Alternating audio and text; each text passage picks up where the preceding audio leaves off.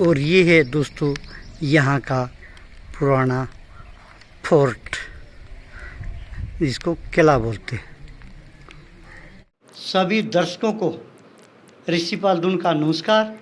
दोस्तों, आज हम फिर पहुँचे हैं साखू डिस्ट्रिक्ट चूरू राजस्थान में, और आप मेरे साथ जिस शख्स को आप देख रहे हो, ये किसी परिचय के मोहताज नहीं है। ये 10 साल से कार्य करते हैं और बहुत पढ़े लिखे हैं, बड़े विद्वान भी हैं, शास्त्रों के जानने वाले हैं। किशोर ध्रुव जी। बाकी विस्तार से तो ये बता पाऊँगे, हम भी इनके पास नए नए आए हैं। तो जी, आपका स्वागत है हमारे चैनल पे। आपका बहुत बहुत धन्यवाद। भगत जी, आपके क्या मन में आई अब भाई मैंने भक्तों का दुख ऐसे दूर करना है? ऐसा है कि बचपन में ही मैं खुद रोगग्रस्त हो गया था। अच्छा जी। और वो रोग मेरा काफ़ी दिन ठीक नहीं हुआ। ठीक न होने के कारण मैं जीण माता की भक्ति में पड़ गया। अच्छा जी। और सीकर ज़िले के अंदर जीण माता का स्थान है। हाँ जी। वहाँ पे मैं साल में 2-3 बार जाने लग गया। हाँ जी। और नवरात्रि करने लग गया। हाँ जी। और उसके बाद में मेरा एक पैर 3 वर्ष तक काम करना बंद कर दिया था। हाँ जी। और फिर वो मेरा पैर ठीक हो गया। उसके बाद में मैं माता की भक्ति में लीन हो गया। और लीन होने के बाद में धीरे धीरे भक्ति के कारण मेरे को माता के अनेकों परिचय मिलते गए। और जो जो मेरी उम्र बढ़ती गई, जो जो मेरा इस अध्यात्म की तरफ, इष्ट साधना की तरफ और रुझान है वो बढ़ता गया। फिर मैं कुछ गुरु महात्माओं के संपर्क में आए, बाबाओं के संपर्क में आया। उनके संपर्क में आने से और मुझे इष्ट सिद्धि का ज्ञान हुआ। इष्ट सिद्धि का ज्ञान होने पे और फिर मैं व्यक्ति सामने बैठने से ही मैं उसका सब कुछ बखान करने लग गया। भगत जी, आपको मैं थोड़ा बीच में रोकूंगा। आप पढ़े लिखे हो, मैं साइंस का ज़माना है। हाँ। जैसे आपने बताया पैर में दिक्कत हुई, आपने डॉक्टरों को नहीं दिखाया? डॉक्टरों को दिखाया लेकिन ठीक नहीं हो पाया। कोई ठीक नहीं हुआ, कोई संतुष्टि नहीं हुई। हाँ। तो फिर आपके मन में आई भाई माता के दरबार में चलो। हाँ। अच्छा जी। फिर मैं इस अध्यात्म की तरफ और इष्ट साधना की तरफ मेरा काफ़ी झुकाव हो गया। और मेरे को मतलब मेरे गुरुओं की तरफ से और काफ़ी कुछ प्राप्त हुआ। प्राप्त होने के बाद में मैं धीरे धीरे, और कोई भी भक्त मेरे पास आता तो उन भक्तों को मैं चेहरा देख के ही सब कुछ बता देता हूँ, अगले से कुछ नहीं पूछता हूँ। भगत जी का कहना है, अगले से मैं कुछ नहीं पूछता, यहाँ आओ मेरे पास और माता के मंदिर के आगे बैठो और मैं चेहरा पढ़ के सब कुछ बता देता हूँ। बहुत कमाल की बात है। डॉक्टर जो है वो मशीन से टेस्ट करते, लेकिन ये कुछ बताते कि माता का ऐसा आशीर्वाद है, ऐसी देन है, चेहरा पढ़ के ही बता देते हैं। अच्छा जी, एक बार ये और बताना, इधर कुछ खा पी के आना है या खाली पेट आना है या नहीं, उसमें मेरा कोई परहेज नहीं है, कोई कैसे भी आओ। अच्छा जी। हाँ। यहाँ आपके दरबार तक पहुँच जाओ। हाँ। और जी, और मैंने काफ़ी हजारों आदमियों के उपाय के द्वारा और मेरे उपाय से या माता की दृष्टि से उपाय किए और जो कारगर साबित हुए। अच्छा जी भगत जी, आप जब माता के पास जाते हो कितने दिन में जाते हो? 1 महीने में, 2 महीने में, कितने दिन में वहाँ से? मैं साल में 3-4 बार जाता हूँ। साल में 3-4 बार जाता हो। और यहीं पे बैठ के ज़्यादा पूजा करता हूँ। यहीं पे करते हो। अगर जो भगत आवे कोई और उसके आराम हो जाए श्रद्धालु के, तो उस श्रद्धालु को भी वहाँ जाना पड़ता है माता के पास क्या?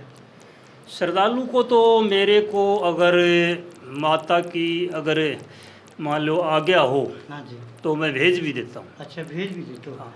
जब आपका काबू में थोड़ी चीज़ ना आए तो माता के पास भेज देते हो, नहीं तो यहीं से भी काम चला देते हो। माता के द्वारा ही मेरा सारा कार्य होता है। अच्छा, एक भगत जी, आप पुस्तक भी ज़्यादा ले रहे हो, ये ग्रंथ शास्त्र है, और क्या क्या करते हो आप इसके अलावा?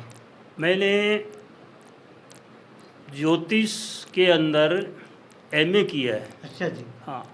और वेद शास्त्रों का, जन्म पत्रिका, वास्तु शास्त्र, हस्तरेखा, मस्तक रेखा और अन्य सभी प्रकार की मैंने मतलब विद्या का ज्ञान किया। भगत जी, ऐसे क्या विद्या का ज्ञान लिया जो आदमी की रेखा यानी शक्ल देख कर बता दो, ऐसा क्या चमत्कार आपके पास? ऐसा ज्ञान ये है कि ये एक विद्या है? ज्योतिष विज्ञान है, ये एक विज्ञान ही है, हाँ जी, ये कोई नई विद्या नहीं है। आकाश के अंदर सारे ग्रह विद्यमान हैं हाँ जी, और वही विज्ञान में और भूगोल में विद्यमान है, उसी के आधार पे सारा ये आकलन किया जाता है। एक हमारे ऋषि मुनियों का कहना है कि भाई कर्म अच्छा करो, जब कर्म अच्छा करोगे तो आपके साथ बढ़िया होगा, जब तुम गलत काम ये करते हो जब आपको कष्ट होता है, तो ये बात क्या ठीक है कि गलत है? बिल्कुल सत्य बात है। कर्म प्रधान कर्म है। कर्म तो करने ही पड़ते हैं।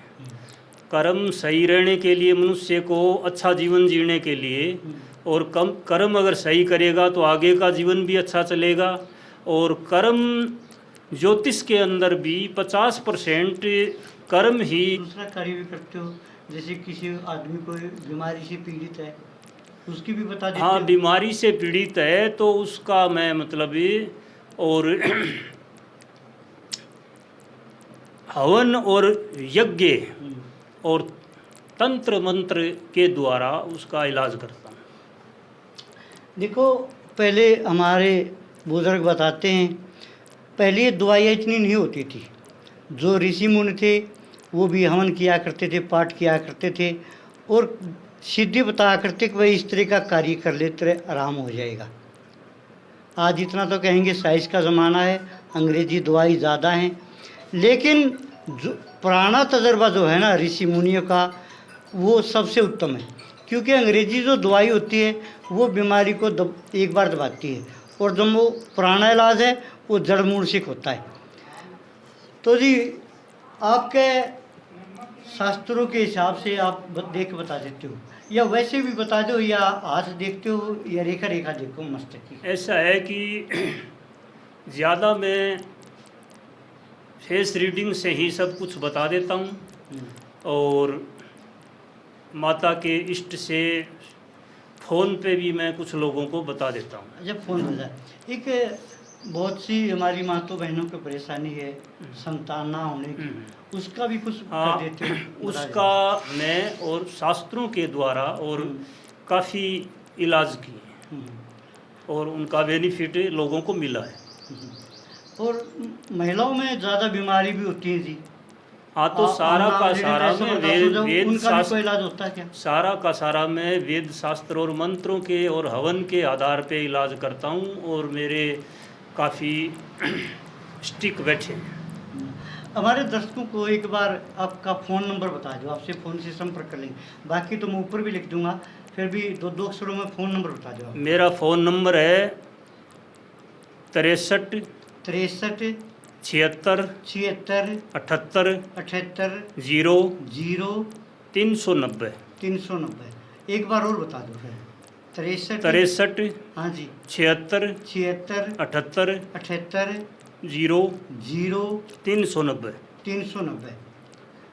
दोस्तों, ये भगत जी का नंबर है, आप इनसे 10 बजे से लेके शाम के 5-6 बजे तक संपर्क कर सकते हो, और जो बीमारी है उसका भी बता देंगे इलाज होगा कि नहीं है। अगर नहीं होगा तो ये भगत जी नाट जाएंगे। यहाँ झूठ का कोई काम नहीं, यहाँ तो केवल सच्चाई है। अगर झूठ लगे तो यहाँ आने की ज़रूरत नहीं फिर, और सच लगे तो आओ, और आपके जो साथी हैं रिश्तेदार हैं आप उनको भी बता सकते हो। तो थोड़ा इस जगह का फिर एड्रेस का बता दो जी। ये सांखू फोर्ट कस्बा चूरू जिले के राजगढ़ तहसील में पड़ता है। अच्छा, तहसील में पड़ता है, और राजगढ़ से 24 किलोमीटर दूर जयपुर रोड पे है। जयपुर रोड पे। हाँ। यानी राजगढ़ से सीधी बस आती है जी? राजगढ़ से हर आधा घंटे में और सांखू के लिए बस आती है, और जयपुर साइड से आना हो तो झुंझुनू सभी प्रकार की बसें आती है। झुंझुनू से हर आधा घंटे में बस है।